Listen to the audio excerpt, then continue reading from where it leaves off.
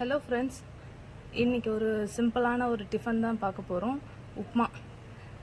இது என்னுடைய ஸ்டைலில் நான் செய்கிறேன். எல்லாரது மாதிரி தான் இருக்கும், பட்டு நீங்கள் டேஸ்ட் பண்ணிவிட்டு சொல்லுங்கள்.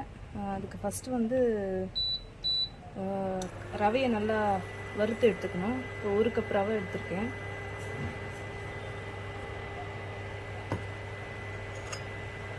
இது நல்லா எவ்வளோக்கு எவ்வளோ நம்ம நல்லா வறுக்கிறோமோ அவ்வளோ நல்லா உதிரியாக நல்லா வரும்.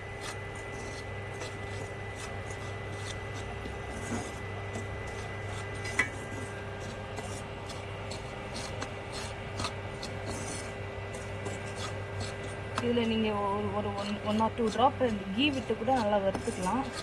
பட் இப்படியே வறுத்தாலும் பரவாயில்ல, ஃபைனலாக கூட கீ ஆட் பண்ணிக்கலாம். நான் இப்போ கீ ஆட் பண்ணுறேன் 2 ட்ராப்பு.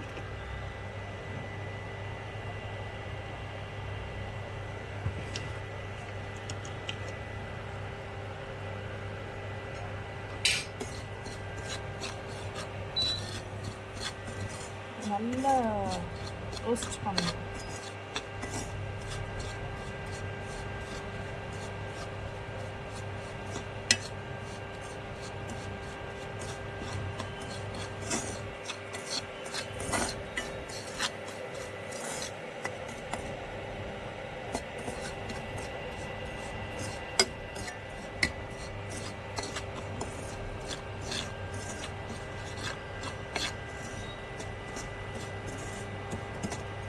எல்லா பிராண்ட்லேயும் டபுள் ரோஸ்டட் போட்டிருப்பாங்க. இருந்தாலும் நம்ம ஜஸ்ட்டு வாங்கிட்டு வந்துட்டு இந்த மாதிரி செய்யும் போது ஒரு தடவை ரோஸ்ட் பண்ணிட்டிங்கன்னா இன்னும் நல்லா வரும்.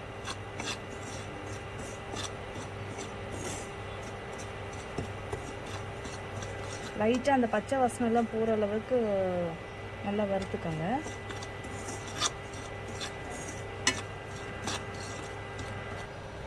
இப்போ இது ரோஸ்ட் பண்ணி எடுத்து வச்சாச்சு. இப்போ நம்ம எண்ணெய் ஊற்றிட்டு உப்மா ஸ்டார்ட் பண்ணிடலாம்.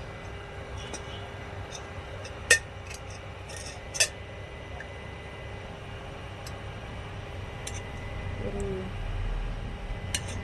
3 டேபிள் ஸ்பூன் ஆயில்.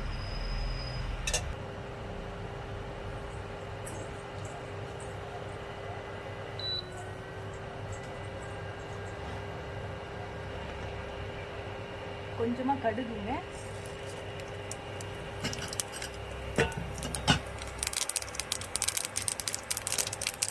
கொஞ்சம் உளுத்தம்பருப்பு, கடலைப்பருப்பு கொஞ்சம்,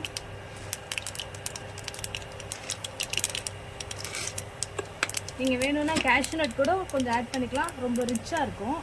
வேண்டாம்னா ஸ்கிப் பண்ணிக்கோங்க, அது மஸ்ட்டு கிடையாது.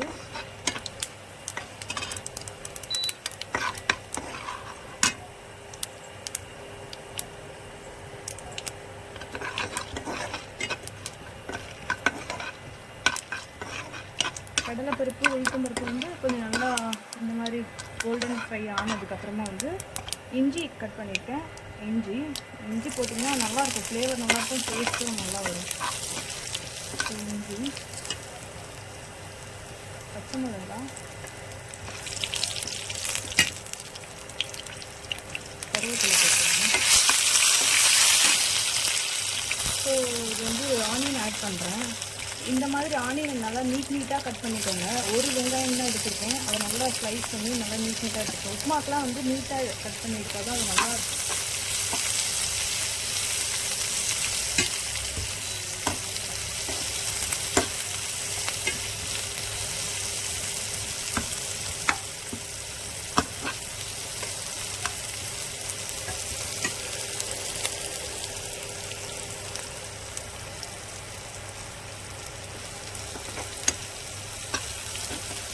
அது மாதிரி இது ஓவர் குக்கும் நல்லா கோல்டன் ப்ரௌன் அப்படிலாம் வெங்காயத்தை வதக்கக்கூடாது.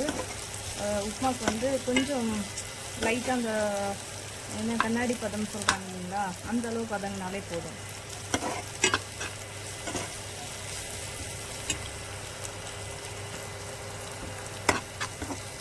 ஸோ இந்த ஸ்டேஜில் கொஞ்சமாக ஒரு சின்ன ஒரு 1/4 தக்காளி, ஒரு ஹாஃப்க்கும் கம்மி அந்த அளவுக்கு அந்த தக்காளி எடுத்து கட் பண்ணி எடுத்துருக்கேன். இது ஜஸ்ட்டு இது வேண்டாம்னா இது நீ ஸ்கிப் பண்ணிக்கலாம். நீங்கள்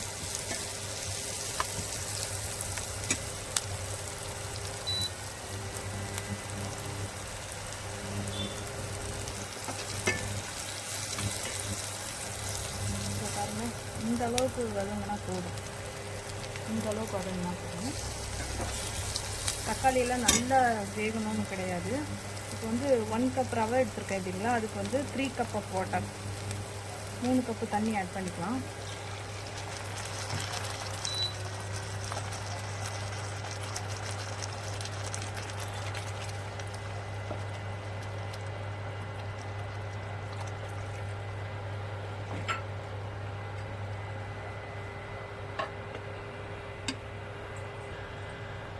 இதுக்கான சால்ட் ஆட் பண்ணிக்கலாம். கல் உப்பு போட்டிருக்கேன். இதை நல்லா கொதிச்சு வரட்டும். கொதிச்ச உடனே பார்க்கலாம். ஒரு லிட்டு போட்டு க்ளோஸ் பண்ணிடலாம்.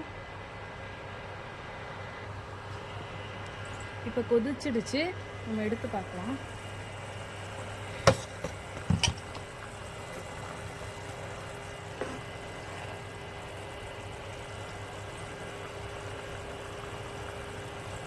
இப்போ நம்ம ரோஸ்ட் பண்ண ரவை வச்சுருக்கோம் இல்லைங்களா, வறுத்து வச்சது, அதை வந்து போட்டுட்டு நம்ம கலரலாம். அப்போ கொஞ்சம் ஸ்டவ்வை வந்து சிம்மில் வச்சுக்கணும், இல்லைன்னா கையில் அடிக்கும்.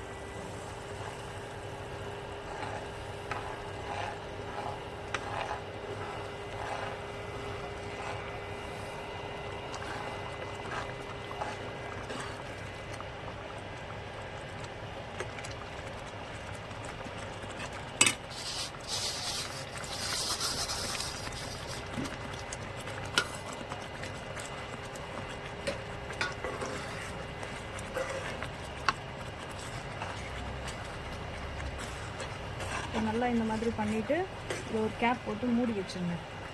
மூடி வச்சு வேக வைக்கணும். நல்லா சிம் ஆக்கிடுங்க. சிம்மில் நல்லா வெந்து வரட்டும்.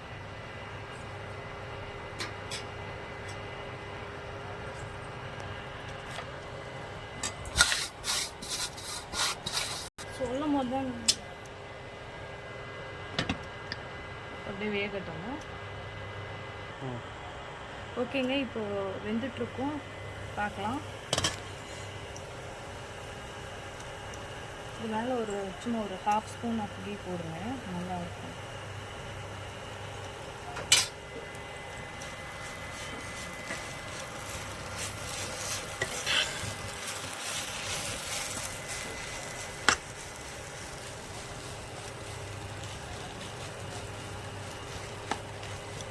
ஓவர் ரெடி ஆகிடுச்சு. இதை நீங்கள் ஜஸ்ட்டு ஆஃப் பண்ணிவிட்டு மூடி ஒரு 1 மினிட் வைங்க. அந்த கீயோட ஃப்ளேவர்லாம் உள்ளே இறங்கும். ஒரு 1 மினிட் வச்சுட்டு சர்வ் பண்ணிடலாம்.